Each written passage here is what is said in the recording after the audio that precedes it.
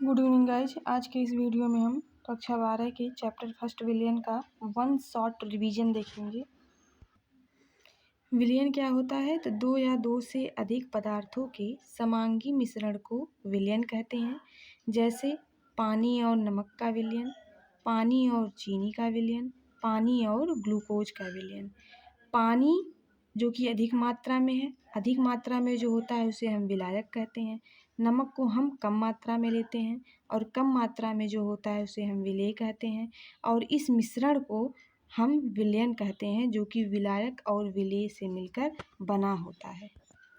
अर्थात किसी विलयन में जो घटक अधिक मात्रा में उपस्थित होता है उसे विलायक कहते हैं, जो घटक कम मात्रा में उपस्थित होता है उसे विलेय कहते हैं। यदि विलयन में केवल दो घटक हैं तो वह विलयन द्विअंगी विलयन कहलाता है, जिसे हम बाइनरी सॉल्यूशन कहते हैं। और अगर विलयन में तीन घटक हैं उसे त्रिअंगी विलयन कहते हैं। ठीक है, दो घटक का मतलब हमने पानी और नमक ले लिया, तीन घटक का मतलब हमने पानी, नमक और चीनी ले लिया, तो वह हमारा त्रिअंगी विलयन हो जाएगा। विलयनों के प्रकार, टाइप्स ऑफ सॉल्यूशन। तो पहला जो है वो है basis on the basis of quantity of components, मतलब अवयवों की मात्रा के आधार पर। अवयवों की मात्रा के आधार पर विलयन हमारे एक होता है तनु विलयन। तनु विलयन में विलेय की जो मात्रा होती है वो बहुत कम होती है। दूसरा होता है सांद्र विलयन, जिसमें विलेय की मात्रा अधिक होती है। तीसरा होता है संतृप्त विलयन, जिसमें विलेय की मात्रा अधिकतम होती है। अधिकतम का मतलब जिसमें और अधिक विलेय को घोला नहीं जा सकता। जिस विलयन में विलेय की ठोस अवस्था और विलयन के अवस्था के बीच साम्य होता है उसे हम संतृप्त विलयन कहते हैं। जैसे चीनी का संतृप्त विलयन।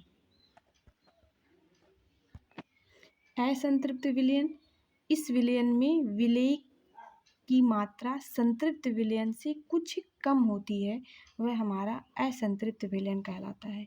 पांचवा होता है अति संतृप्त विलयन, मतलब स्थिर ताप पर जिस विलयन में विलेय की मात्रा संतृप्त विलयन से भी अधिक हो उसे अति संतृप्त विलयन कहते हैं। यह विलयन साधारण ताप पर अस्थायी होता है। जैसे सोडियम थायोसल्फेट का क्रिस्टल जो होता है वह सुपर सैचुरेटेड विलयन का एग्जाम्पल है। अगला है विलायक की भौतिक अवस्था के आधार पर। तो विलायक की भौतिक अवस्था के आधार पर विलयन भी हमारे तीन टाइप के होते हैं। पहला होता है गैसीय विलयन, दूसरा होता है द्रव विलयन, तीसरा होता है ठोस विलयन। गैसीय विलयन में जो विलायक होता है वो हमारा गैसीय अवस्था में होता है और विलेय हमारा सॉलिड, लिक्विड, गैस तीनों में से कुछ भी हो सकते हैं। द्रव विलयन में विलायक द्रव अवस्था में होगा, विलेय हमारा सॉलिड, लिक्विड, गैस में कुछ भी हो सकता है। ठोस विलयन में विलायक हमारा सॉलिड होगा और विलेय हमारा सॉलिड, लिक्विड, गैस कुछ भी हो सकता है। अवयवों की अवस्था, भौतिक अवस्था के आधार पर जो विलयन होते हैं वह हमारे 9 प्रकार के होते हैं। जैसे विलेय आपके ठोस, द्रव और गैस हो सकते हैं, विलायक भी आपके ठोस, द्रव, गैस होते हैं। तो एक बार ठोस ठोस के साथ विलयन मिलेगा, फिर द्रव के साथ मिलेगा और फिर गैस के साथ। इस प्रकार ठोस 3 बार मिल रहा है, द्रव भी अब 3 बार मिलेगा और गैस भी 3 बार मिलेगा। इस प्रकार जो टोटल हैं वो आपके 9 प्रकार के विलयन हो जाएंगे। जैसे ठोस विलेय और ठोस विलायक, जब विलेय और विलायक दोनों ठोस हों। जैसे जिंक को कॉपर के साथ हम जो विलयन बनाते हैं उसको पीतल कहते हैं। इसमें जिंक भी ठोस होता है और कॉपर भी ठोस होता है और जो सोल्यूशन बनता है वो हमारा पीतल बनता है। दूसरा, अगर हम विलेय ठोस लें और विलायक हमारा द्रव हो, जैसे नमक को हमने पानी में घोल दिया, NaCl को पानी में घोल दिया। तीसरा, विलेय हमारा ठोस हो और विलायक हमारा गैस हो, जैसे धुआं और वायु। अब धुआं हमारा ठोस कैसे है? तो धुआं जो होता है उसमें कार्बन के कण होते हैं और जो कार्बन होता है वो हमारा ठोस अवस्था में होता है। तो इसमें धुआं जो हो गया आपका ठोस हो गया, कार्बन ठोस हो गया और गैस आपका हो गया वायु। तीसरा, द्रव और ठोस, मतलब विलेय आपका द्रव हो और विलायक ठोस हो। तो जैसे पारे को हमने सोने में, जिसको हम जेली कहते हैं। दूसरा, द्रव, विलेय भी द्रव हो, विलायक भी द्रव हो, जिसमें हम alcohol plus H2O, alcohol H2O में एल्कोहल मिला दें। विलेय द्रव हो, विलायक गैस हो, जैसे नमी, नमी का मतलब पानी, पानी आपका द्रव हो गया और वायु आपकी हो गई गैस। विलेय गैस हो और विलायक ठोस हो, गैस हो गया आपका हाइड्रोजन और विलायक हो गया आपका पैलेडियम। विलेय गैस हो, विलायक द्रव हो, तो विलेय गैस हो जैसे कार्बन डाइऑक्साइड और द्रव आपका हो गया H2O। ये आप इसी से आपका जो है कोल्ड ड्रिंक बनता है, कोल्ड ड्रिंक। तीसरा, विलेय आपका गैस, विलायक गैस हो तो हम वायु, वायु में तो वायु जो है कई गैसों का मिश्रण है। अगली हेडिंग है विलेयता, सॉल्युबिलिटी। विलेयता क्या होती है?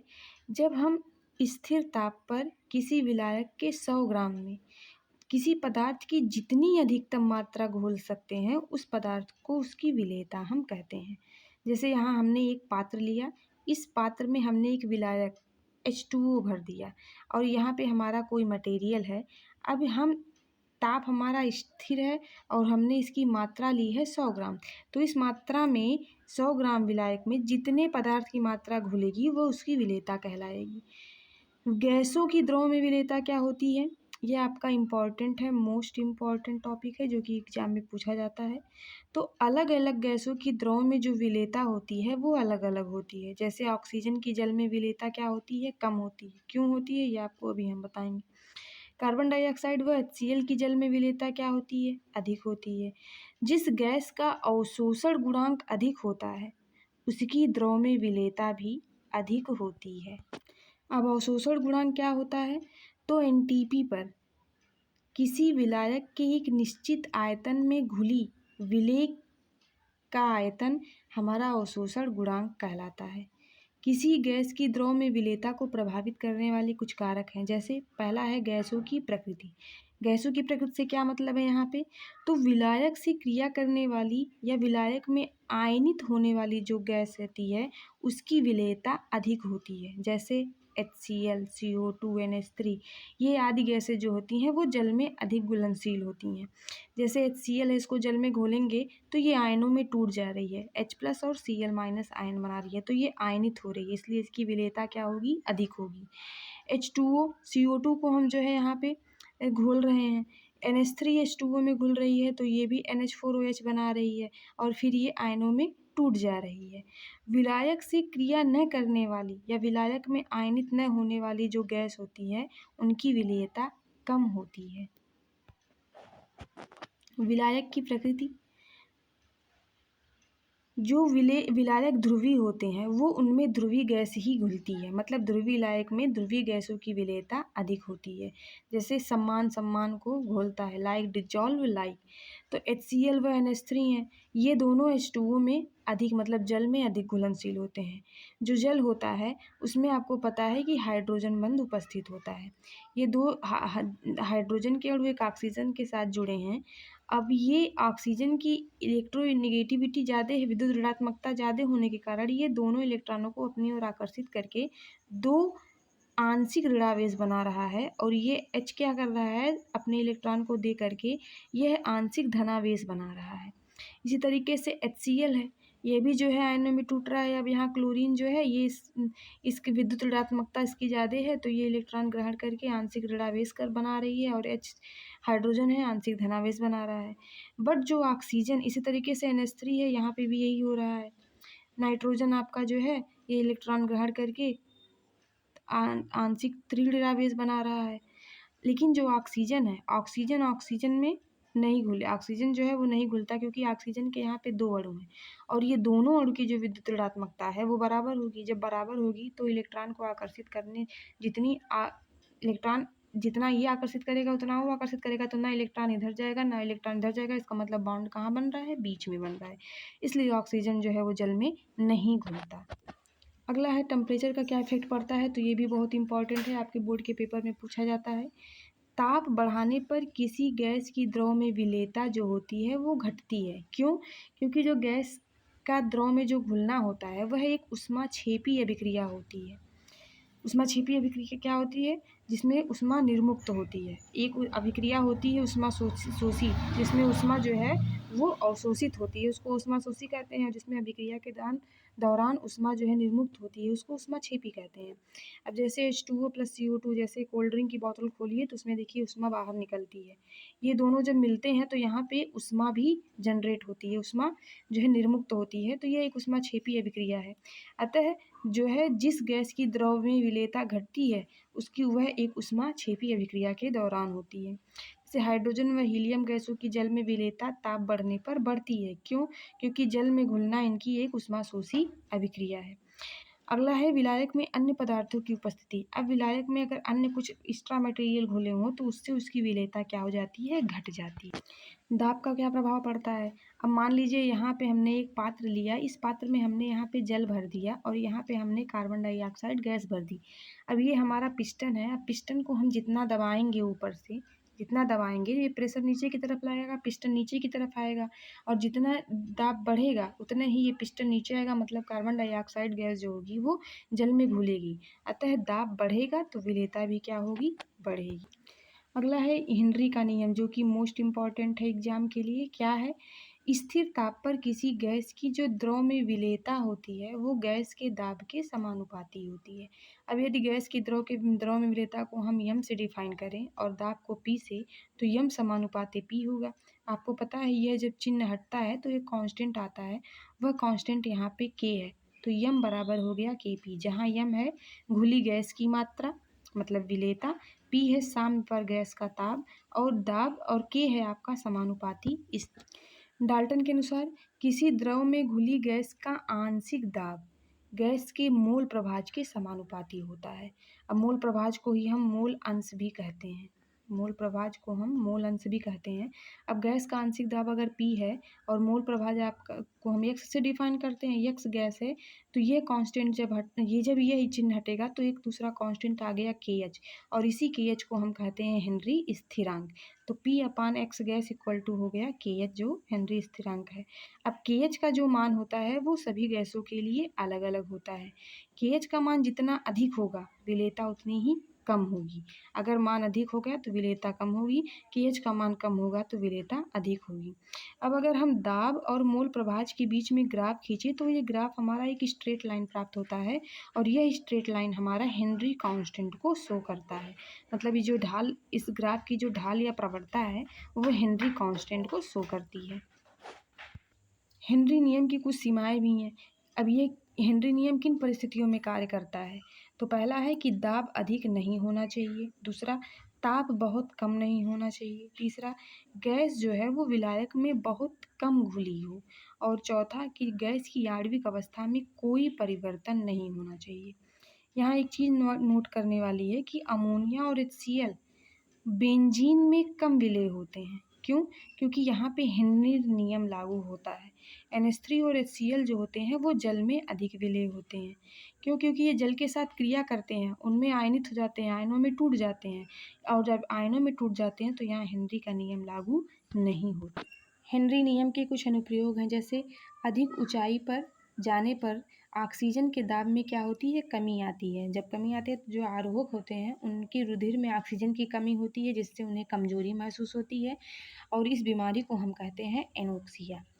दूसरा है जो सोडा वाटर होती है उसमें CO2 की विलेयता बढ़ाने के लिए बोतलों को अधिक दाब पर बंद करते हैं। तीसरा, गहरे समुद्र में दाब अधिक होता है, और दाब अधिक होने के कारण जो गोताखोर होते हैं वो अपने सिलेंडर में नाइट्रोजन और ऑक्सीजन का मिश्रण भरे होते हैं, जिससे गैसों की रुधिर में विलेयता जो होती है वो अधिक हो जाती है, और जब वो बाहर आते हैं तो दाब उन पर कम लगता है, और कम लगने पर रक्त में जो गैस की विलेयता होती है वो कम होती है, और इससे गैस के बुलबुले बनते हैं, जिससे भयानक दर्द होता है और कहीं कहीं गांठें पड़ जाती हैं। इसलिए गोताखोर जो होते हैं वो अपने सिलेंडर में नाइट्रोजन, ऑक्सीजन और हीलियम तीनों गैसों का जो है विलयन लेकर चलते हैं। अब एक क्वेश्चन है यहाँ पे हेनरी स्थिरांक से, यदि H2S गैस की जल में STP पर विलेयता 0.195 मोलल हो तो हेनरी स्थिरांक की गणना कीजिए। अब H2S यहाँ पे जो इसके मोलों की संख्या दी है वो 0.19, यहाँ पे H2S के मोलों की संख्या दिया है 0.195 मोल। H2O जो आपका विलायक है उसका वेट दिया है 1 किलोग्राम। 1 किलोग्राम को ग्राम में बदलेंगे तो हमारा हो गया 1000 ग्राम। H2O का अणुभार हमको पता है होता है 18। मोलों की संख्या निकालेंगे तो मोलों की संख्या बराबर होता है भार बटे अणुभार। तो H2O के मोलों की संख्या हम निकालने के लिए हम भार जो इसका 1000 ग्राम दिया है और उसके मोलों की संख्या 18 है, दोनों में डिवाइड करेंगे तो हमारा आ जाएगा 55.55 मोल। मतलब H2O के जो मोलों की संख्या है वो 55.55 मोल है। अब टोटल विलयन के मोलों की संख्या निकालेंगे तो टोटल विलयन के मोलों की संख्या निकालने के लिए हमको दोनों मोलों का योग निकालना पड़ेगा। तो पहले के H2S के मोलों की संख्या है 0.195 और H2O के मोलों की संख्या है 55.55। दोनों को ऐड किया तो कुल विलयन के मोलों की संख्या आ गई 55.745। अब मोल प्रभाज हमारा होता है जो H2S का मोल प्रभाज निकालेंगे वो हम निकालेंगे H2S के मोलों की संख्या बटे विलयन के कुल मोलों की संख्या होता है। तो H2S की जो मोलों की संख्या है वो है 0.195 और कुल मोलों की संख्या है 55.745। डिवाइड किया तो H2S का मोल प्रभाज आ गया 0.0035। अब अभी जस्ट आपने फार्मूला पढ़ा है कि हेनरी कांस्टेंट KH बराबर होता है P/X गैस, मतलब गैस के मोल प्रभाज। तो यहाँ से KH का मान निकालने के लिए दाब हमारा जो दे रखा है वो है 0.987 बार और X गैस मोलों की संख्या निकालना है हमने 0.0035। डिवाइड किया तो हेनरी कांस्टेंट की वैल्यू आ गई 282 बार। इसी तरीके से अगली हेडिंग है ठोसों की द्रव में विलेयता। ठोसों की द्रव में विलेयता के लिए जो हमें विलायक है वो हमें लेना है 100 ग्राम। 100 ग्राम विलायक में किसी ठोस पदार्थ की जितनी अधिकतम मात्रा ग्राम में उपस्थित होती है उसे ठोस की द्रव में विलेयता कहते हैं। 1 लीटर विलयन में अगर किसी ठोस पदार्थ की जितनी अधिक मात्रा उसकी मोल उपस्थित होते हैं उसे ठोस की द्रव में विलेयता कहते हैं। ठोसों की द्रव में विलेयता को प्रभावित करने वाले कुछ कारक हैं। जैसे पहला है विलेय और विलायक की प्रकृति। अगर विलायक ध्रुवीय है तो विलेय भी आपका ध्रुवीय होगा तो घुलनशीलता अधिक होगी। मतलब लाइक डिजॉल्व लाइक, जो कहा गया है लाइक डिजॉल्व लाइक, समान को घोलता है। तो ध्रुवीय विलायक में ध्रुवीय विलेय की घुलनशीलता अधिक होती है। जैसे अभी हमने पिछले एग्जाम्पल में देखा है कि H2O में NaCl और KCl अधिक घुलनशील होते हैं क्योंकि इसे जल में घोलने पर ये आयनित हो जाते हैं, जबकि बेंजीन में NaCl और KCl मतलब सोडियम क्लोराइड और पोटेशियम क्लोराइड की जो है अघुलनशील होते हैं। इसे यहाँ नोट करने की वाली बात है लाइक डिजॉल्व लाइक, समान को घोलता है, मतलब जैसे को तैसा। ध्रुवीय विलायक है तो ध्रुवीय विलेय घुलेगा और अगर अध्रुवीय विलायक है तो उसमें अध्रुवीय विलेय घुलेगा। ध्रुवीय तथा अध्रुवीय अणुओं की पहचान हम कैसे करते हैं? तो देखिए इनमें से इन अणुओं में जो है कोई एक गुण अगर उपस्थित है तो यह ध्रुवीय अध्रुवीय गुण होगा। जैसे इनके सिरों पर प्लस व माइनस आवेश, मतलब कि ये आयनों में क्या होंगे, टूट जाएंगे और टूटकर धनात्मक और ऋणात्मक आवेश बनाएंगे। इनकी जो संरचना होगी वह असंतुलित होगी। दूसरी, इनकी संरचना कोणीय संरचना होगी और केंद्रीय परमाणु पर जो इलेक्ट्रॉन युग्म होगा, एकाकी इलेक्ट्रॉन युग्म होगा, वह लोन पेयर इलेक्ट्रॉन होगा।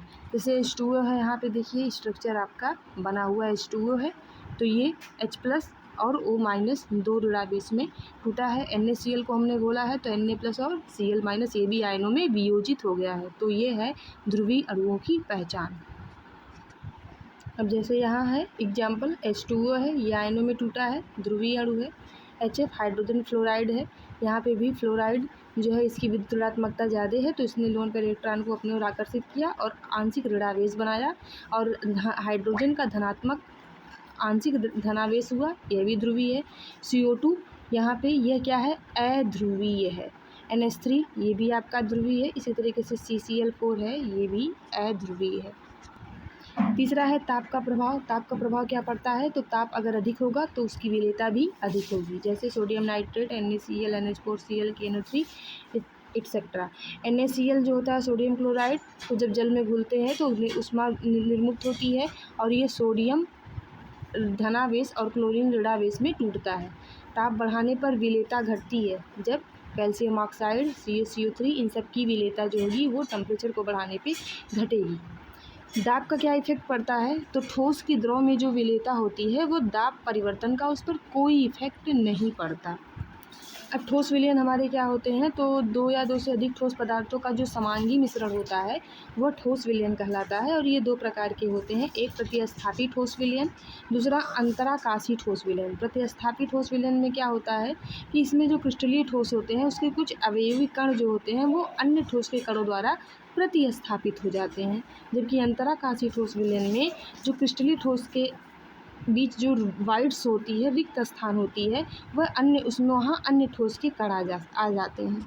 अब विलेयता को व्यक्त करने के लिए, इसकी सांद्रता को व्यक्त करने के लिए कुछ इंपॉर्टेंट मात्रक है, जैसे आपका है प्रतिशत डब्ल्यू या भार प्रतिशतता या भार या द्रव प्रतिशतता, जिसको हम कहते हैं डब्ल्यू परसेंटेज से शो करते हैं, और इसी को हम कहते हैं द्रव्यमान प्रतिशतता। द्रव्यमान प्रतिशतता का क्या है, मतलब कि इसमें जो 100 ग्राम विलयन में उपस्थित विलेय की ग्राम में मात्रा को हम द्रव्यमान प्रतिशतता कहते हैं।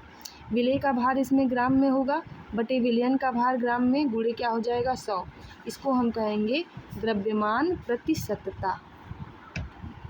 अब यहाँ पे एक न्यूमेरिकल है कि 5 ग्राम NaCl को 50 ग्राम विलयन में घोला गया तो विलयन का द्रव्यमान प्रतिशतता ज्ञात कीजिए।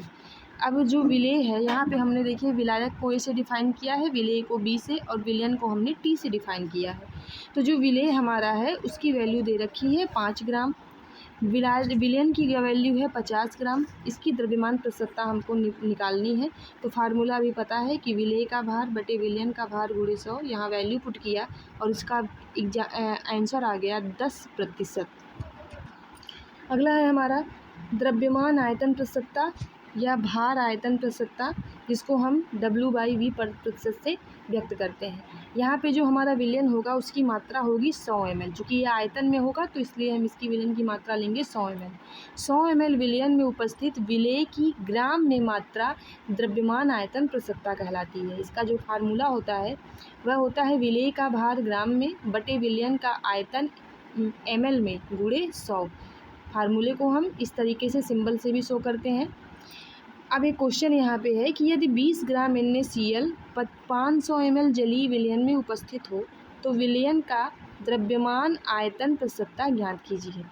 तो विलेय आपका NaCl, उसका भार दिया है 20 ग्राम, टोटल विलयन का आयतन है 500 ml, हमें द्रव्यमान आयतन प्रतिशतता निकालनी है। इसका फार्मूला है विलेय का भार बटे विलयन का आयतन गुणे 100। तो यहाँ पे हमने विलेय का भार 20 रख दिया, विलयन का आयतन 500 रख दिया और डिवाइड हो गया, तो हमारा द्रव्यमान आयतन प्रतिशतता आ गया 4%।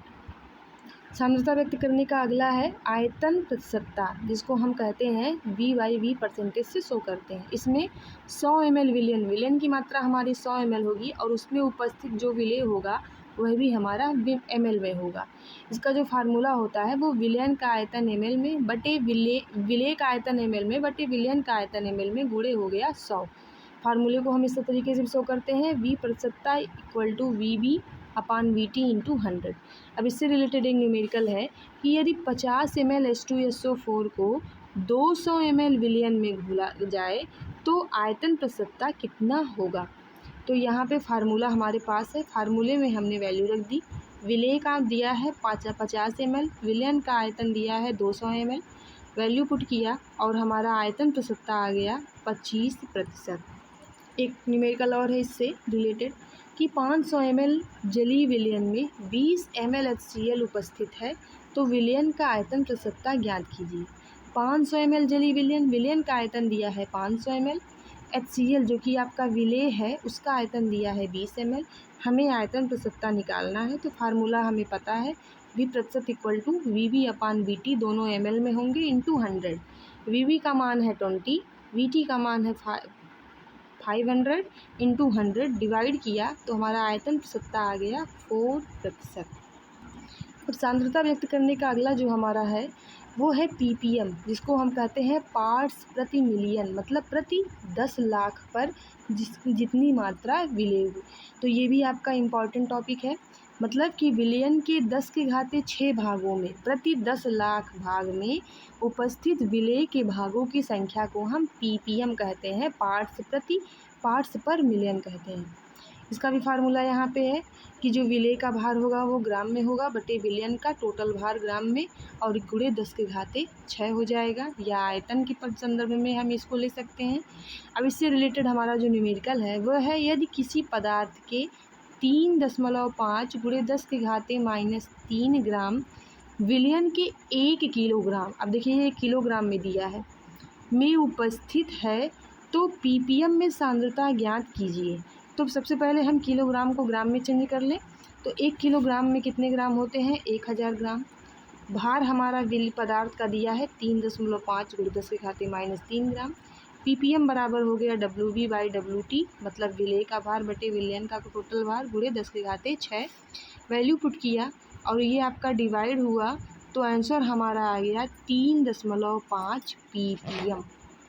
इसी तरीके से एक अगला क्वेश्चन है कि 5 मिलीग्राम NaCl 5 mg NaCl प्रति 10 लीटर है तो ppm में सांद्रता क्या होगी?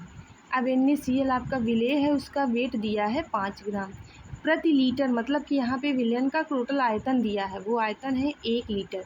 तो ppm हम कैसे निकालेंगे? तो अभी जस्ट हमने पिछले में आपको आयतन से रिलेटेड भी फार्मूला यहाँ पे एक बताया है। देखिए, अगर कि एक वैल्यू आपकी भार में हो और विलयन का आयतन दिया हो तो हम ppm निकालने का ये फार्मूला लगाएंगे। तो चलिए फार्मूला लगाते हैं हम। ppm बराबर WB, जो कि आपका विलेय का भार है किसमें? mg में, और विलयन का आयतन है लीटर में। फार्मूला हमने लिखा 5/1 आ गया हमारा 5, मतलब कि जो 5 मिलीग्राम NaCl प्रति लीटर घुला है उसकी ppm में सांद्रता है 5 ppm। इसी तरीके से अगला व्यक्त करने का जो हमारा है मेथड वो है ग्राम प्रति लीटर में सांद्रता, इसी को शक्ति, जिसको ऐसे डिफाइन करते हैं व्यक्त करना। तो ये क्या है? यहाँ पे जो विलयन है उसकी मात्रा होगी 1 लीटर। 1 लीटर विलयन में उपस्थित विलेय की ग्राम में मात्रा जो होती है। अब शक्ति को हम यहाँ से यस से डिफाइन किए हैं, तो ये हो गया आपका WB, मतलब विलेय का भार ग्राम में बटे विलयन का आयतन लीटर में, ये हो गया आपका ग्राम प्रति लीटर। इससे रिलेटेड एक न्यूमेरिकल है कि यदि 50 ग्राम ऑक्जैलिक एसिड 500 ml विलयन में घुला हो तो विलयन की ग्राम प्रति लीटर में सांद्रता ज्ञात कीजिए। WB मतलब विलेय का ऑक्जैलिक एसिड आपका विलेय है, तो इसका मात्रा जो दे रखा है वो 50 ग्राम दे रखा है, और विलयन का जो आयतन है वो 500 ml दे रखा है। तो 500 ml इसको हमें लीटर में चेंज करना है, क्योंकि उसने पहले ही दे रखा है कि इसे ग्राम प्रति लीटर में बदलना है। तो ml को हमें लीटर में बदलना है। आपको पता है कि 1 लीटर में 1000 ml होता है। हम डिवाइड करेंगे तो हमारा आ जाएगा टोटल आयतन 1/2 लीटर। अब यहाँ से हम इसकी सांद्रता निकालेंगे या शक्ति निकालेंगे तो हमारा हो जाएगा S बराबर WB ग्राम में बटे VT, आयतन आपका विलयन का लीटर में, डिवाइड किया तो हमारा आ गया 100 ग्राम प्रति लीटर आंसर। अब नॉर्मलता, जो कि मोस्ट इम्पॉर्टेंट आपका टॉपिक है, इससे न्यूमेरिकल भी पूछा जाता है। नॉर्मलता क्या होती है? इसको हम कैपिटल N से शो करते हैं। विलयन के 1 लीटर आयतन में उपस्थित विलेय के ग्राम तुल्यांकों की संख्या को हम नॉर्मलता कहते हैं। n बराबर विलेय के ग्राम तुल्यांकों की संख्या बटे विलयन का आयतन लीटर में। अब ग्राम तुल्यांक कैसे निकाला जाता है? तो इसका फार्मूला होता है भार बटे तुल्यांकी भार, जिसको भार को हम विलेय का भार WB हो गया और तुल्यांकी भार को हम E से डिफाइन करते हैं, EB हो गया विलेय का तुल्यांकी भार। तो फार्मूला हमारा बन गया दूसरा नॉर्मलता का, विलेय का भार ग्राम में बटे विलेय का तुल्यांकी भार गुणे विलयन का आयतन लीटर में, जिसे हमने सिंबल से लिखा है n बराबर WB बटे EB इंटू VT।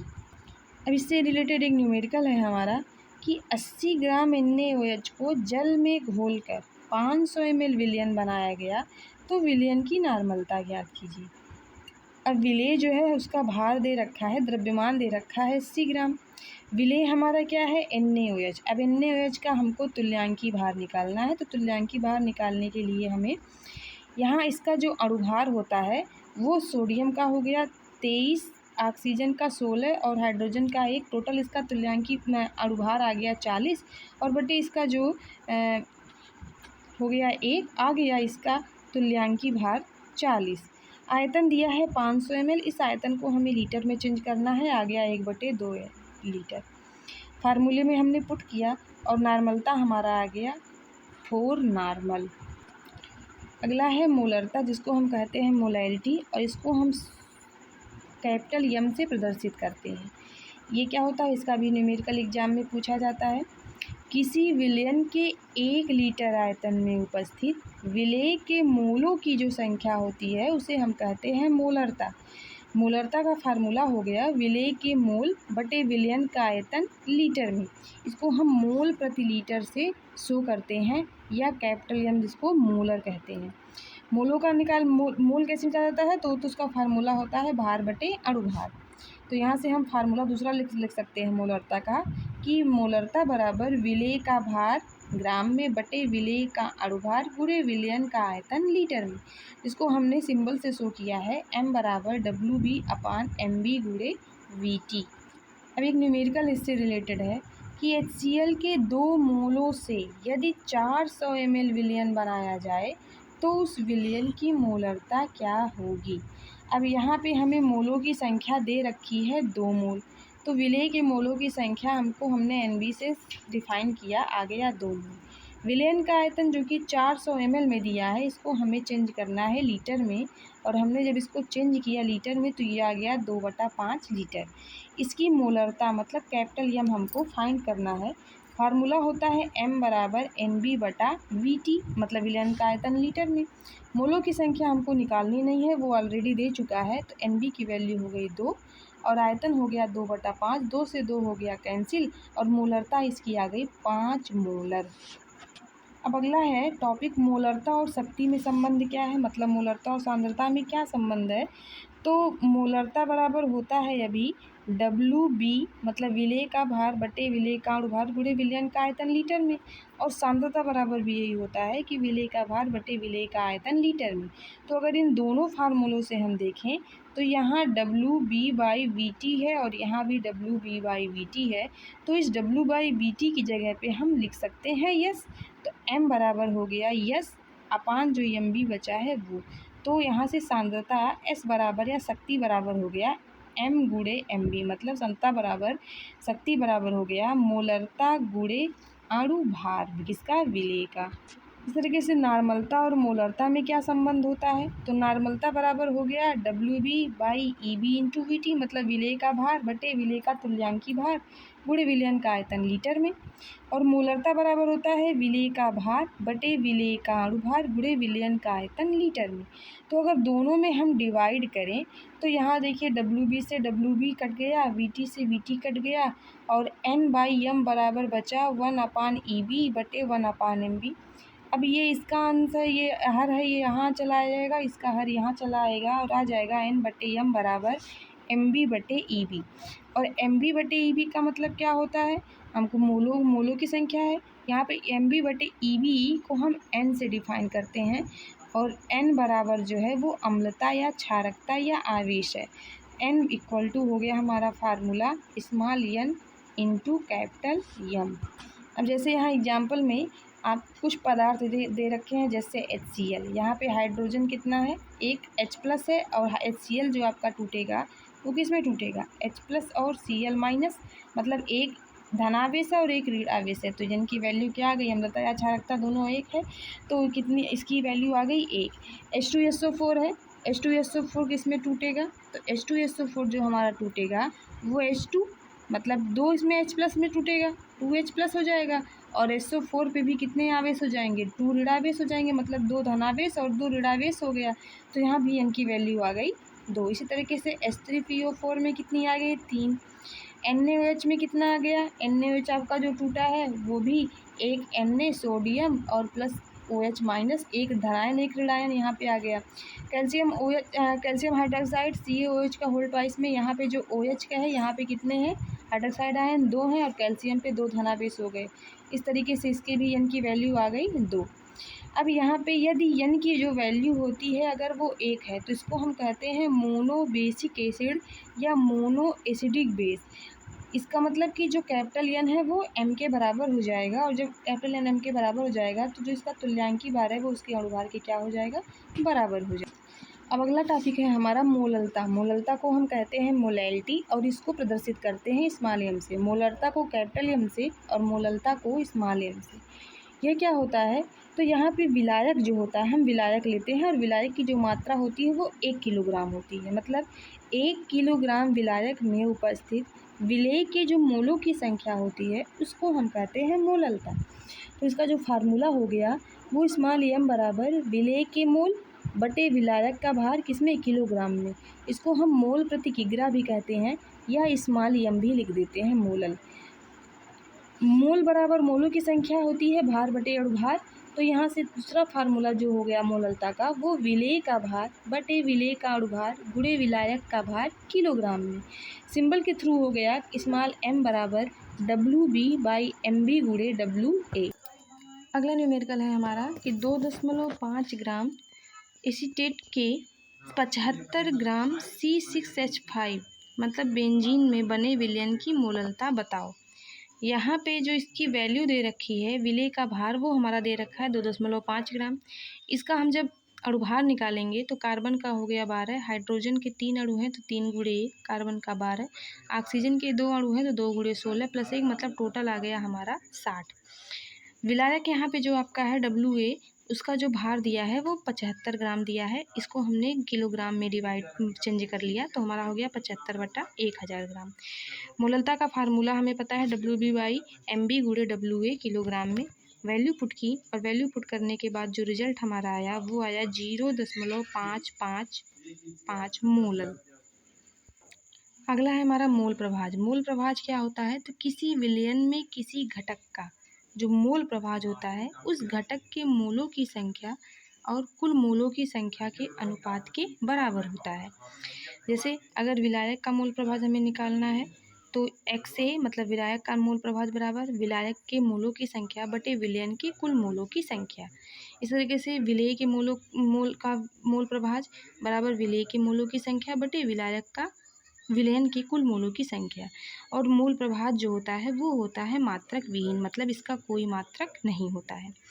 नोट करने वाली पॉइंट यहाँ पे एक है कि विलयन में विलेय और विलायक के मूल प्रभाजों का योग सदैव एक होता है, हमेशा एक होता है। मूल प्रभाज से रिलेटेड न्यूमेरिकल हमारे बोर्ड के पेपर में पूछा जाता है। यहाँ पे एक न्यूमेरिकल है कि C2H5OH जल में एथिल अल्कोहल का एक विलयन 46% W/W मतलब द्रव्यमान प्रतिशतता, दोनों भार में है विलेय आपका तो इसको द्रव्यमान प्रतिशतता कहते हैं। तो अल्कोहल व H2O का मोल प्रभाज ज्ञात कीजिए। अब अल्कोहल मतलब एथिल अल्कोहल आपका जो है वो विलेय का काम कर रहा है और इसका जो भार दिया है वो 46 ग्राम है। इसका अणुभार निकालेंगे तो आ गया 46। इसके मोलों की संख्या हम निकालेंगे भार बटे अणुभार से तो इसके मोल आ गए हमारे 1। इसी तरीके से हम जल जो कि आपका विलायक का काम कर रहा है इसको हमने इसे डिफाइन किया है। यहाँ पे इसका जो भार दिया, अब टोटल ये जो विलयन है यहाँ पे हमने क्या माना था, टोटल विलयन माना था हमारा 100 ग्राम। 100 ग्राम में विलेय की मात्रा जितनी घुली होती है वो द्रव्यमान प्रतिशतता को शो करती है। तो टोटल जो विलयन हो गया हमारा वो हो गया 100 ग्राम। विलेय की मात्रा उसमें हो गई 46 ग्राम। तो विलायक की मात्रा कितनी होगी, हम टोटल में से 46 को माइनस कर देंगे, मतलब 100 - 46 करेंगे तो हमारा विलायक की जो मात्रा आ जाएगी वो 54 ग्राम आ जाएगी। जल का भी अणुभार आपने निकाला है 18 होता है। इसके मोलों की संख्या हम निकालेंगे भार बटे अणुभार के फार्मूले से तो इसके मोल आ गए हमारे 3। अब विलयन की कुल मोलों की संख्या हम कैसे निकालेंगे, तो विलयन की कुल मोलों की संख्या NT बराबर हो गए विलेय के मोलों की संख्या प्लस विलायक के मोलों की संख्या और दोनों की वैल्यू पुट किया तो कुल विलयन के मोलों की संख्या आ गई 4। अब विलेय का मोल प्रभाज निकालना है तो यहाँ पे विलेय के मोलों की संख्या बटे विलयन की कुल मोलों की संख्या। तो विलेय के मोलों की संख्या हो गई 1 और विलयन के कुल मोलों की संख्या आ गई 4। तो विलेय का जो मोल प्रभाज या मोल अंश आ गया वो 1/4 आ गया। इसी तरीके से विलायक का निकालना है तो विलायक का हमने पुट किया और ये आ गया 3/4। अब अगर हमको आंसर चेक करना है, आंसर हमें चेक करना है तो हमें ये देखना होगा कि विलेय के मोलों की संख्या और विलायक के मोलों की संख्या इन दोनों का योग 1 आना चाहिए। तो विलेय के 1/4 और विलायक का 3/4 दोनों को हमने ऐड किया तो ये हमारा आ गया 4/4 बराबर 1। इसका मतलब हमारा आंसर सही है। अगला टॉपिक है हमारा वाष्प दाब, वेपर प्रेशर। वाष्प दाब क्या होता है, जब किसी बंद बर्तन में हम किसी द्रव को भरकर गर्म करते हैं तो उसमें ताप जो है स्थिर अगर हो गया तो स्थिर करने के बाद प्रारंभ में उसमें जो वाष्पन होता है उसका वेग अधिक होता है और संघनन का वेग कम होता है। लेकिन समय के साथ साथ वाष्पन का वेग घटता है और संघनन का वेग बढ़ता है। एक ऐसी अवस्था आती है जब संघनन और वाष्पन दोनों क्या हो जाते हैं, बराबर हो जाते हैं, और इस अवस्था को हम कहते हैं द्रव वाष्प साम्य अवस्था। और इसी अवस्था में जो द्रव की वाष्प द्रव होती है वह बर्तन और सतह की दीवारों पर दाब लगाती है और इसी दाब को हम कहते हैं वाष्प दाब।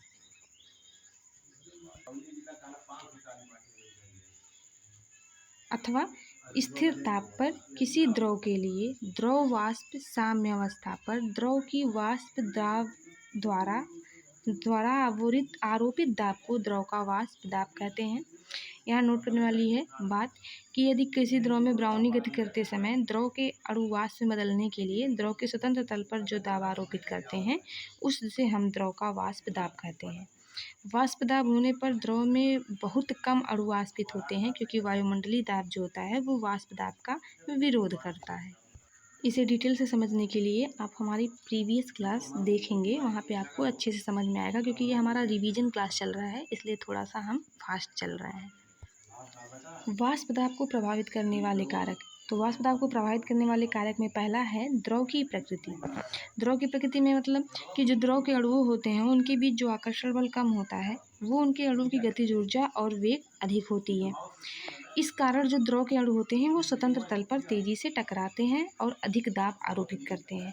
ऐसे द्रव का वाष्प दाब जो है वो अधिक होता है, जैसे हो गया पेट्रोल, स्प्रिट एक्सेट्रा, जितने भी ज्वलनशील पदार्थ हैं द्रव हैं आपके।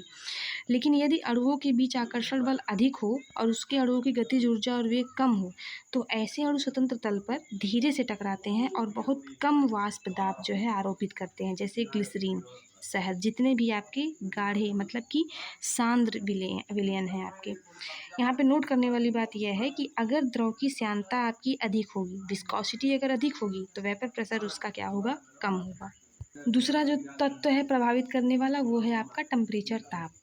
ताप को बढ़ाने पर अणुओं की ऊष्मीय ऊर्जा बढ़ जाती है और ऊष्मीय ऊर्जा बढ़ने पर अणुओं की गतिज ऊर्जा और वेग में वृद्धि होती है, जिससे जो अणु होते हैं वो बर्तन की दीवारों और सतह पर तेज़ी से टकराते हैं और टकराते हैं तो दाब भी ज़्यादा डालते हैं, और दाब जब ज़्यादा डालते हैं तो इससे द्रव का वाष्प दाब बढ़ जाता है। अब द्रव विलयनों के वाष्प दाब को निकालने के लिए एक फार्मूला है, उस फार्मूले को आपको ड्राइव करना है। जैसे कि माना एक वाष्पशील विलयन में दो द्रव आपके ए और बी उपस्थित हैं। यहाँ पे हमने एक बर्तन लिया, इसमें एक विलयन लिया जिसमें आपके दो द्रव हैं ए और बी। इन पर आंशिक दाब जो लग रहा है वो क्रम से पी ए और पी बी लग रहा है और इसका जो कुल दाब है वो हमारा कुल वाष्प दाब पी है। तो हमारा कुल वाष्प दाब जो होता है इसके आंशिक वाष्प दाब के योग के बराबर होता है, तो पी बराबर P A plus P B. अब द्रव विलयन के लिए राउल्ट का नियम जो कि मोस्ट इम्पॉर्टेंट है। अब यहाँ पे हमने दो द्रव लिया है ए और बी, यहाँ पे इसका वाष्प दाब पी ए है और इसका वाष्प दाब पी बी है। इसका मूल प्रभाज या मूल अंश एक्स ए और इसका मूल प्रभाज या मूल अंश एक्स बी है। अब किसी निश्चित ताप पर द्रव विलयन में किसी घटक का जो आंशिक वाष्प दाब होता है उस घटक के मूल प्रभाज के समानुपाती होता है। अब माना घटक ए का जो आंशिक वाष्प दाब है वो पी ए है, बी का जो आंशिक वाष्प दाब है पी बी है, ए का मूल प्रभाज एक्स ए है और बी का मूल प्रभाज एक्स बी है। अब राउल्ट ने कहा है कि जो आंशिक वाष्प दाब होता है वो मूल प्रभाज के समानुपाती होता है, तो पी ए समानुपाते एक्स ए हो गया, इसी तरीके से पी बी समानुपाते एक्स बी हो गया। ये जब चिन्ह हटता है तो एक कांस्टेंट आता है और यहाँ पे वह कांस्टेंट आपका है पी ए नॉट, और यहाँ पे यह कांस्टेंट आपका पी बी नॉट है। पी ए नॉट क्या है, ए का शुद्ध अवस्था में वाष्प दाब, और पी बी नॉट है कि विलयन बी का शुद्ध अवस्था में वाष्प दाब। अब कुल वाष्प दाब जो हमारा होगा वो पी ए और पी बी दोनों के आंशिक वाष्प दाब के योग के बराबर होगा, तो P बराबर हो गया P A plus P B. इसकी वैल्यू पुट करेंगे तो P बराबर P A not X A और P plus P B not X B हो जाएगा। अब इसको अगर हम एक ग्राफ के रूप में देखें तो यहाँ पे हमने एक ग्राफ ले लिया। ग्राफ का ये वाला जो पोर्शन है वो हमारे वाष्प दाब को शो कर रहा है और इधर का जो पोर्शन है वो हमारे मूल प्रभाज को शो कर रहा है। अब पहले वाले ए वाले विलयन के लिए, जो ए वाला विलयन है उसका अब हमको पता है कि हम यहाँ पे जो लिमिट लेंगे वो कहाँ से लेंगे, 0 से लेके 1 तक। क्यों? क्योंकि मोल प्रभाज का योग जो होता है वो सदैव 1 होता है। विलयन के मोल प्रभाज जो होता है वो 1 होता है, मतलब विलेय और विलायक के मोल प्रभाजों का योग सदैव कितना होता है, 1। इसलिए लिमिट जो हम होगा वो 0 से 1 तक लेंगे। अब पहले ए वाले विलयन के लिए, ए वाले विलयन का जो PA0 होगा वो 1 पर होगा, और यहाँ पे जो PB0 होगा, PB0 जो विलयन होगा बी वाले विलयन का, वो कहाँ पे होगा, 1। मतलब जो मोल प्रभाज है लिमिट वो 1 से 0 और 0 से 1 के बीच में रहेगी। यहाँ पे PA बराबर हो गया PA0 XA plus BB0 PB, और यहाँ पे जो हो गया आपका PB बराबर PB0 X इंटू B। इन दोनों का योग यहाँ पे आपने निकाल लिया है और टोटल ये आ गया है आपका। इस तरीके से ये इन दोनों के बीच में रिलेशन को शो किया है। इसके नियम की कुछ सीमाएं भी हैं। यह केवल अतितनु विलयनों पर कार्य करता है। NTP पर दोनों द्रव अवाष्पशील होने चाहिए। विलेय विलायक में घुलकर संगुणित या वियोजित नहीं होना चाहिए। आदर्श विलयन यह क्या होता है? तो ऐसा विलयन जैसे आदर्श गैस होती है उसी तरीके से आदर्श विलयन होता है जो कि प्रत्येक सांद्रता और ताप पर राउल्ट के नियम का पालन करता है। उसे हम क्या कहते हैं? आदर्श विलयन। आदर्श विलयन किस परिस्थिति में होते हैं? तो जब दोनों द्रव की संरचना समान हो या दोनों के अणुओं का आकार समान हो और इन दोनों के बीच आकर्षण बल भी क्या हो, समान हो। जैसे बेंजीन और टालुइन। अब बेंजीन और टालुइन का जो स्ट्रक्चर है वो थोड़ा सा समान ही है। अब जैसे बेंजीन का स्ट्रक्चर तो ये हो गया आपका, और टालुइन का ये स्ट्रक्चर हो गया, तो इनकी संरचना थोड़ी बहुत आसान जो है समान है। जैसे N-हेक्सेन हो गया, N-हेप्टेन हो गया, एथिल ब्रोमाइड हो गया, एथिल आयोडाइड, तो ये आदर्श विलयन कहलाते हैं। आदर्श विलयन के कुछ लक्षण हैं, जैसे यह जो आदर्श विलयन है इसे राउल्ट के नियम का पालन करना चाहिए।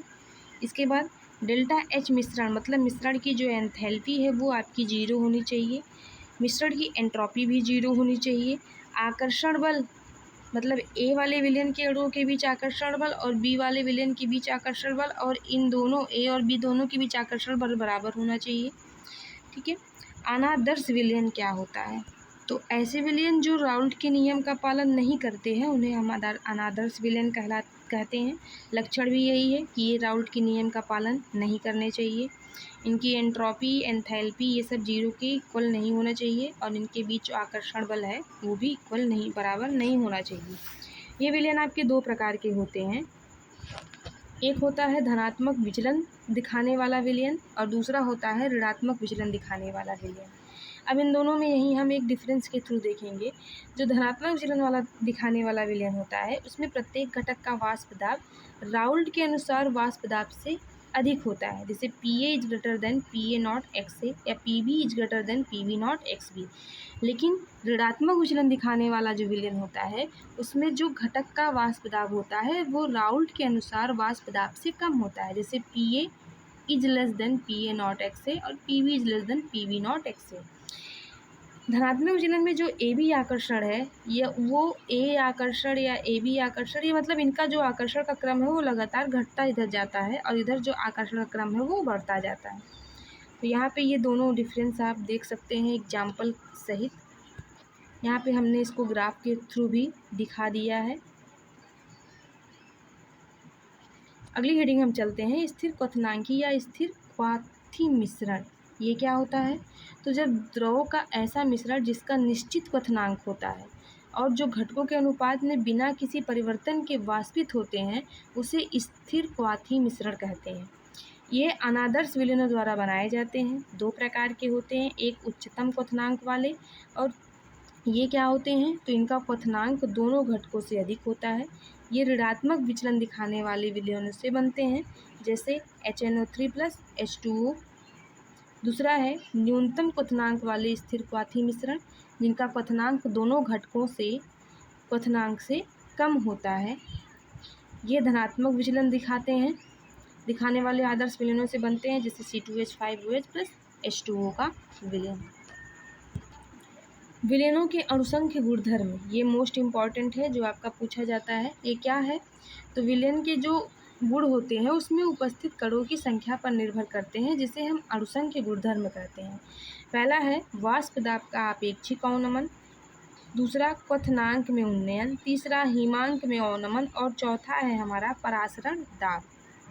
तो चलिए इसको डिटेल से थोड़ा समझते हैं। पहला है वाष्प दाब का आपेक्षिक अवनमन। जब हम विलायक में कोई अवाष्पशील विलेय घोलते हैं तो उसमें कणों की संख्या बढ़ती है, और जब कणों की संख्या बढ़ती है तो प्रत्येक कणों पर ऊर्जा का जो मान होता है लगने वाला ऊर्जा की जो वैल्यू होती है वो कम होती है। जब ऊर्जा का मान घटता है तो इससे कण का वेग भी घटता है, और जब वेग घटता है तो उस पर लगने वाले वाष्प दाब का भी मान घट जाता है, और इसी वाष्प दाब में कमी को हम वाष्प दाब का अवनमन कहते हैं। अगर शुद्ध विलायक का वाष्प दाब कैपिटल P हो और विलयन का वाष्प दाब PS, प्रेशर ऑफ सॉल्यूशन, और इनमें अवनमन जो होगा वो क्या होगा, P माइनस PS, इन दोनों के अंतर के बराबर होगा। आपेक्षिक अवनमन निकालने के लिए हम क्या करते हैं, वाष्प दाब में अवनमन में जब हम शुद्ध विलायक के वाष्प दाब से डिवाइड कर देते हैं तो हमारा वाष्प दाब का आपेक्षिक अवनमन आ जाता है। अब अवाष्पशील विलेय के लिए राउल्ट का नियम, ये भी इम्पॉर्टेंट है, जो कि आपके बोर्ड के पेपर में प्रूविंग पूछी जाती है। इस नियम के अनुसार क्या होता है कि जब किसी विलायक में हम अवाष्पशील विलेय घोलते हैं तो विलायक के वाष्प दाब में होने वाला जो आपेक्षिक अवनमन है वो विलेय के मोल प्रभाज के बराबर हो जाता है। तो आपेक्षिक अवनमन जो है वो विलेय के मोल प्रभाज के बराबर हो गया। अब मोल प्रभाज को हम मोलों में तोड़ें तो इसका जो फार्मूला होता है मोल प्रभाज का वो होता है NB/Na+NB हो गया, मतलब विलेय के लिए। अब यहाँ पे P आपका शुद्ध विलायक का वाष्प दाब है, PS विलयन का वाष्प दाब है, Na है विलायक के मोलों की संख्या और NB है विलेय के मोलों की संख्या। अगर विलयन आपका तनु है तो तनु विलयनों के लिए जो है वो जो NB की वैल्यू होगी वो Na के वैल्यू से बहुत कम होगी, तो हम यहाँ पे Na+NB = Na ही मान लेते हैं। NB की वैल्यू बहुत कम है, निगलेक्ट के बराबर, मतलब उसको नगण्य मान लेते हैं, तो दोनों का योग भी हमारा Na के बराबर होगा। तो यहाँ पे फार्मूले में हम इसकी जगह पे हम Na रख सकते हैं, Na+NB की जगह पे, तो हमारा फार्मूला बनेगा P माइनस PS/P = NB/Na। और इस NB को हम मोलों की संख्या को भार बटे अणुभार में शो करते हैं, तो दूसरा फार्मूला हमारा बन गया आपेक्षिक अवनमन = WB/MB, मतलब विलेय का भार बटे विलेय का अणुभार बटे विलायक का भार बटे विलायक का अणुभार। तो ये है हमारे दो फार्मूले राउल्ट के नियम। अब एक न्यूमेरिकल है हमारा कि यदि 30 डिग्री सेंटीग्रेड पर यूरिया के भारानुसार 6% भारानुसार दिया है, इसका मतलब इसका द्रव्यमान दिया है, मतलब ये कि अगर टोटल हम 100 ग्राम मान रहे हैं तो उसमें 6 ग्राम हमारा यूरिया घुला है। विलयन का वाष्प दाब 31.13 mm है, यूरिया का हमें अणुभार निकालना है। यदि 30 डिग्री सेंटीग्रेड पर जल का वाष्प दाब 31.70 mm दिया हो, मतलब ये कि जो विलयन है उस विलयन का वाष्प दाब मतलब PS की वैल्यू दी है 31.70, ठीक है, ये दे रखा है जल का वाष्प दाब दिया है, मतलब विलायक का दे रखा है। अच्छा, विलयन का यहाँ वाष्प दाब दिया है 31.13 mm। यूरिया का जो भार है टोटल हमने माना 100 ग्राम, 100 ग्राम में 6% भारानुसार दिया है, इसका मतलब यूरिया का जो भार है वो द्रव्यमान दे रखा है 6 ग्राम। अब यूरिया का अणुभार हमको निकालना है MB, तो यहाँ से हम फार्मूला सीधे लगाते हैं P माइनस PS/P = इतना। वैल्यू हमें सबकी पता है, यहाँ पे जल की मात्रा दे रखी है। अच्छा, जल की मात्रा कैसे निकालेंगे हम, तो टोटल विलयन हमने माना है 100 ग्राम, इसमें 6 ग्राम आपका यूरिया है, तो विलायक की मात्रा हम कैसे निकालेंगे, 100 में से 6 माइनस कर देंगे, जो बचेगा वो हमारा विलायक का द्रव्यमान हो गया।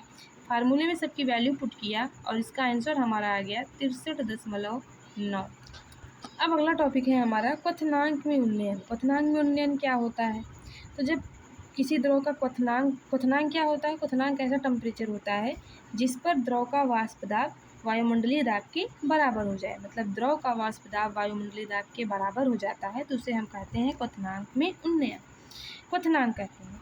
और क्वथनांक में उन्नयन क्या होता है कि जब हम किसी विलायक में अवाष्पशील विलेय मिलाते हैं तो कणों की संख्या बढ़ती है और उस कणों पर लगने वाले ऊर्जा का मान घटता है, जिससे वाष्प दाब में कमी होती है। जब वाष्प दाब में कमी होती है तो क्वथनांक वृद्धि होती है और इसी क्वथनांक में वृद्धि को हम क्वथनांक में उन्नयन कहते हैं। अगर शुद्ध विलायक का क्वथनांक T है और विलयन का क्वथनांक TS है तो क्वथनांक में उन्नयन कितना हुआ, TS माइनस T, जिसको हम डेल्टा T लिख सकते हैं। विलायक के क्वथनांक में जो उन्नयन होता है वो मोललता के अनुक्रमानुपाती होता है। अगला टॉपिक है हमारा मोलल उन्नयन स्थिरांक, जिसे हम क्वथन मापी स्थिरांक कहते हैं और इसको हम केबी से डिफाइन करते हैं। यह क्या होता है, 1 किलोग्राम विलायक में विलेय का 1 मोल घोलने पर उसके क्वथनांक में जितनी वृद्धि होती है उसे हम मोलल उन्नयन स्थिरांक या क्वथन मापी स्थिरांक कहते हैं। इसका मात्रक हमारा केल्विन किग्रा प्रति मोल होता है। फार्मूला इसका क्या होता है, स्मॉल m बराबर 1000 इंटू KB इंटू डब्ल्यू बटे delta T into capital W, जहाँ स्मॉल m है विलेय का अणुभार, K या KB है मोलल उन्नयन स्थिरांक, स्मॉल w है विलेय का भार, डेल्टा T है क्वथनांक उन्नयन और कैपिटल W है विलायक का भार। आणविक उन्नयन स्थिरांक क्या होता है, जिसे हम ग्राम अणु उन्नयन स्थिरांक कहते हैं। इसको हम Km से डिफाइन करते हैं। यहाँ पे हम विलायक की जो मात्रा लेंगे वो 100 ग्राम लेंगे। 100 ग्राम विलायक में विलेय का 1 मोल घोलने पर क्वथनांक में जितनी वृद्धि होती है उसे हम आणविक उन्नयन स्थिरांक कहते हैं और इसका फार्मूला है स्मॉल m बराबर 100 into Km into W upon delta T into capital W। एक न्यूमेरिकल है, 12 ग्राम ग्लूकोज को 100 ग्राम H2O में घोलने पर विलयन का क्वथनांक 100.34 डिग्री सेंटीग्रेड पाया गया, तो जल के मोलल उन्नयन स्थिरांक की गणना कीजिए। अब W का मान यहाँ दिया है 12 ग्राम, मतलब ग्लूकोज का भार 12 ग्राम दिया है। ग्लूकोज का अणुभार निकाला तो हमारा आ गया 180। कैपिटल W जो कि विलायक है वो आपका 100 ग्राम है, क्योंकि 100 ग्राम जल दे रखा है। टेम्परेचर उसने दिया है, विलयन का जो क्वथनांक है वो दिया है 100.34 डिग्री सेंटीग्रेड। अब हम अगर बॉयल नॉर्मल टेम्परेचर देखें जल का, T बराबर होता है 100 डिग्री सेंटीग्रेड। क्वथनांक जो होता है, क्वथन जिस पे जल उबलता है वो 100 डिग्री सेंटीग्रेड मानते हैं। तो क्वथनांक में उन्नयन हम निकालेंगे, वो हमारा हो जाएगा delta T equal to TS minus T। इसको माइनस किया और आ गया हमारा 0.34। KB की वैल्यू पता करनी है, फार्मूला आपके पास है। फार्मूले में हमने सबकी वैल्यू पुट की और KB का मान हमारा आ गया 0.51। यहाँ पे हमने एक अर्धपारगम्य झिल्ली लिया है SPM, और इस SPM से अगर हमने A प्लस B, मतलब जिसमें विलयन हमने डाला है, जिसमें A आपका विलायक है और B आपका विलेय है, अगर हम यहाँ ऊपर से डालते हैं तो केवल और केवल हमारा विलायक ही यहाँ से निकलता है। अगला टॉपिक है परासरण, ऑस्मोसिस। परासरण क्या होता है, तो जब हम किन्हीं दो अलग अलग सांद्रताओं वाले विलयनों को SPM द्वारा पृथक करते हैं, अर्धपारगम्य झिल्ली द्वारा पृथक करते हैं, तो विलायक के जो अणु होते हैं वो तनु विलयन से सांद्र विलयन की ओर गति करते हैं और यह घटना परासरण कहलाती है। परासरण के जो प्रकार होते हैं वो 2 टाइप के होते हैं, एक होता है अंतः परासरण, एक होता है बाह्य परासरण। अंतः परासरण में हमने यहाँ किशमिश का उदाहरण लिया है, जिसको हमने एक किशमिश को हमने जल में डाल दिया है और यहाँ पे जो जल है आपका, जो विलायक है, उसके जो अणु हैं वो जो है किशमिश में जा रहे हैं और यहाँ से किशमिश फूलकर मोटी हो जा रही है। जबकि बाह्य परासरण में हमने क्या किया है, एक अंगूर का एग्जाम्पल लिया है और अंगूर से ये जो है सूख कर किशमिश हो जा रहा है।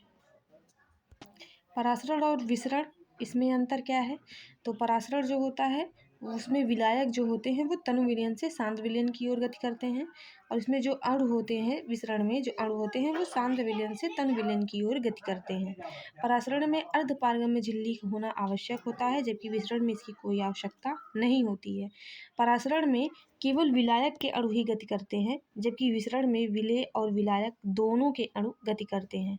परासरण जो होता है वो केवल द्रव में होता है, विसरण जो होता है वो गैसों में भी होता है। गैस के जैसे विसरण मतलब फैलाव, गैस में फैलाव भी होता है आपका। परासरण को हम रोक सकते हैं लेकिन विसरण को हम रोक नहीं सकते। अगर गैस हमारी फैल गई है तो उसको रोकना मुश्किल होता है। अगली हेडिंग है परासरण दाब। परासरण दाब आपका मोस्ट इम्पॉर्टेंट टॉपिक है। यह क्या होती है, यहाँ पे देखिए हमने एक बर्तन लिया है, यहाँ बीच में हमने SPM लगा दिया है, अर्धपारगम्य झिल्ली। यहाँ एक विलयन है और यहाँ आपका एक विलयन है। इस विलयन का प्रेशर हमने P1 माना है, इसका प्रेशर हमने P2 माना है। यहाँ हमने ऊपर पिस्टन लगा दिया है और पिस्टन से यहाँ पे हमने एक दाब मापी लगाया है और यहाँ हम इस पर प्रेशर डाल रहे हैं। तो जब किसी विलयन में हम अर्धपारगम्य झिल्ली की सहायता से शुद्ध विलायक को पृथक किया जाता है तो परासरण की जो क्रिया होती है वो शुद्ध विलायक से विलयन की ओर होने लगती है। इस क्रिया को रोकने के लिए हम विलयन पर जितना दाब लगाते हैं उस दाब को ही हम परासरण दाब कहते हैं। परासरण दाब जो होता है वो विलायक के वाष्प दाब को विलयन के वाष्प दाब से माइनस करके निकाला जाता है। यहाँ पे एक क्वेश्चन दिया है, ये इसका आंसर आप कमेंट बॉक्स में देंगे कि तनु व सांद्र विलयनों में से किसका परासरण दाब अधिक होगा। तनु विलयन का परासरण दाब अधिक होगा या सांद्र विलयन का। अगली हेडिंग है परासरण दाब के नियम। परासरण दाब का जो नियम है वो वान ट हाफ ने दिया है और ये वान ट हाफ ने जो है एक सिद्धांत दिया था जिसे हम तनु विलयनों का सिद्धांत कहते हैं। इस सिद्धांत के अनुसार जो तनु विलयनों में विलेय के कण होते हैं वो गैस की भांति व्यवहार करते हैं। अब इनके सिद्धांत के आधार पर दो नियम आपका, एक बायल वान ट हाफ नियम है और दूसरा चार्ल्स वान ट हाफ नियम है। बायल वान ट हाफ नियम क्या है? इसमें इन्होंने कहा कि स्थिर ताप पर किसी विलयन का जो परासरण दाब होता है उसकी सांद्रता के समानुपाती होता है। तो परासरण दाब P है, सांद्रता C है, तो P समानुपाती C हो गया। किसी बुक में इसको पाई से डिफाइन किया गया है, पाई समानुपाती C। दूसरा है चार्ल्स वान ट हाफ नियम। चार्ल्स वान ट हाफ नियम में स्थिर सांद्रता पर किसी विलयन का जो परासरण दाब होता है वह उसके परम ताप के समानुपाती होता है। अब यहाँ पे परासरण दाब हो गया P, परम ताप हो गया T, तो P समानुपाती T या जो है पाई समानुपाती T। सामान्य विलयन समीकरण। सामान्य विलयन समीकरण क्या होता है? तो अभी आपने चार्ल्स और बायल के के समीकरण को देखा है, तो यहाँ से हमने दोनों समीकरण को लिया। P समानुपाती CT हो गया। ये कांस्टेंट की जब वैल्यू, ये अनुक्रमानुपाती चिन्ह जब हटा तो एक कांस्टेंट आ गया R और यहाँ हो गया P बराबर R। यहाँ C को हमने N/V की तरह लिख दिया है, तो P बराबर R N/V T हो गया और यहाँ से PV बराबर NRT एक फार्मूला आ गया। इसी तरीके से दूसरा फार्मूला हमारा आ गया PV बराबर NST। N है यहाँ पे मोलों की संख्या, R या S है यहाँ विलयन स्थिरांक। तो फार्मूला हो गया PV बराबर, यहाँ पे N को हम भार बटे भार के रूप में लिख सकते हैं, तो PV बराबर W/M/RT हो गया या P बराबर CRT। समपरासरी विलयन। समपरासरी विलयन क्या होता है? जब हम ऐसे विलयन लें जिनके परासरण दाब आपस में समान होते हैं तो उन्हें हम समपरासरी विलयन कहते हैं। अब इसमें कोई दो विलयन है, एक का दाब आपका P1 है, दूसरे का दाब P2 है, तो ये आपस में इसके परासरण दाब क्या होंगे? बराबर होंगे, मतलब P1 = P2। सांद्रता भी इसकी बराबर होगी। जब सांद्रता भी बराबर होगी तो हम यहाँ पे सांद्रता को N/V से कर सकते हैं, लिख सकते हैं। तो यहाँ पे पहले वाले विलयन के लिए हो गया N1/V1, दूसरे वाले विलयन के लिए हो गया N2/V2। N को हमने मोलों की संख्या को हमने भार बटे भार में तोड़ दिया, तो दूसरा फार्मूला हमारा बन गया समपरासरी विलयन के लिए W1/M1V1 बराबर W2/M2V2। अगला है अतिपरासरी तथा अधः या अल्प परासरी विलयन। ये क्या होता है? तो जब दो विलयन जिसमें जिस विलयन का परासरण दाब अधिक होता है उसे हम अतिपरासरी विलयन कहते हैं और उन विलयनों में से जिन विलयन का परासरण दाब कम होता है उसे अल्प परासरी विलयन कहते हैं। यहाँ पे अगर सांद्र विलयन है तो वह अतिपरासरी होगा और तनु विलयन है तो अल्प परासरी होगा, क्योंकि सांद्र विलयन में जो है आपका एक विलायक का मान अधिक होगा और दूसरे विलयन का मान क्या होगा? कम होगा। जबकि तनु विलयन में जो है एक का परासरण दाब कम होगा और एक का परासरण दाब अधिक होगा। अगला है व्युत्क्रम प्रसारण। व्युत्क्रम प्रसारण में क्या होता है कि जब हम शुद्ध जल और अशुद्ध जल लेते हैं और इन दोनों को हम एक अर्धपारगम्य झिल्ली द्वारा पृथक करते हैं तो परासरण की जो क्रिया होती है वह शुद्ध जल से अशुद्ध जल की ओर होने लगती है। लेकिन अशुद्ध जल पर अतिरिक्त दाब लगाने पर जो परासरण होता है वह विपरीत दिशा में शुरू होने लगता है और इससे अशुद्ध जल से शुद्ध जल प्राप्त होने लगता है। इसी को कहते हैं हम व्युत्क्रम परासरण, रिवर्स ऑस्मोसिस, और शॉर्ट में इसको कहते हैं हम RO। यहाँ समदाबी विलयन क्या होता है? तो जिन विलयनों के वाष्प दाब समान होते हैं उसे हम समदाबी विलयन कहते हैं। अब यहाँ एक न्यूमेरिकल है कि 2 लीटर विलयन में 27 डिग्री सेंटीग्रेड पर K2SO4 के 25 मिलीग्राम को घोलने पर बनने वाले विलयन का परासरण दाब यह मानते हुए ज्ञात करना है कि K2SO4 100% वियोजित होता है। R का मान हमारा दे रखा है 0.0821। तो विलयन का हमारा आयतन है वो है 2 लीटर। टेम्परेचर डिग्री सेंटीग्रेड में दिया है, इसे हमें केल्विन में चेंज करना है। तो केल्विन में हमने चेंज किया तो टेम्परेचर हमारा आ गया 300 केल्विन। अब K2SO4 का हम अणुभार निकालेंगे तो इसका अणुभार हमारा आ गया 174। भार दिया है इसका 25 मिलीग्राम, मिलीग्राम को ग्राम में चेंज करेंगे तो हमारा आएगा 1/40 ग्राम। यहाँ पे K2SO4 जो है जब ये आयनों में टूटता है तो यहाँ पे देखिए 2K प्लस और SO4 डबल माइनस बनाता है। तो यहाँ पे ये 3 आयनों में 2 2K और 1 सल्फेट में, तो ये I इक्वल टू यहाँ पे हो गया हमारा 3। R की वैल्यू दे रखा है PV बराबर IWM/M/RT फार्मूला होता है। फार्मूले में सबकी वैल्यू पुट किया और हमारा आंसर आ गया P बराबर 5.3 × 10⁻³ ATM। इस तरीके से अगला क्वेश्चन है कि 24 डिग्री सेंटीग्रेड पर एक शर्करा विलयन का परासरण दाब 2.5 ATM है। विलयन की सांद्रता ग्राम मोल प्रति लीटर में ज्ञात करना है।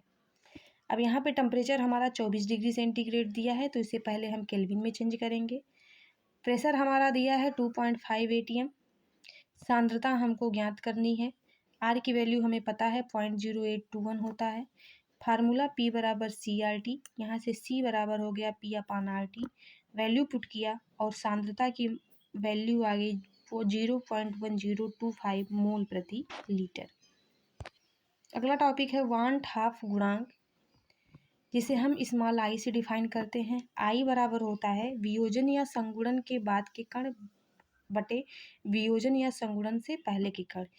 आप अपने अभी जस्ट एक फार्मूला पढ़ा है PV बराबर INRT। यहाँ जो P है, PV है, इसकी वैल्यू पुट करके यहाँ हम I का मान निकाल सकते हैं। एक दूसरा भी फार्मूला हमारा होता है P minus PS/P equal to I W/M upon capital W/M। यहाँ से भी हम I की वैल्यू निकाल सकते हैं। और एक तीसरा फार्मूला है delta T equal to IKM। तो ये वांट हाफ गुणांक के 3 आपके फार्मूले हैं जिससे आप इसकी वैल्यू निकाल सकते हैं। तो ये चैप्टर फर्स्ट विलयन का पूरा 1 शॉट रिवीजन था जो कि समाप्त हो गया। अब अगली वीडियो आपको अगले चैप्टर की मिलेगी और अगले लेक्चर के लिए चैनल को लाइक एंड सब्सक्राइब कीजिए। थैंक्स।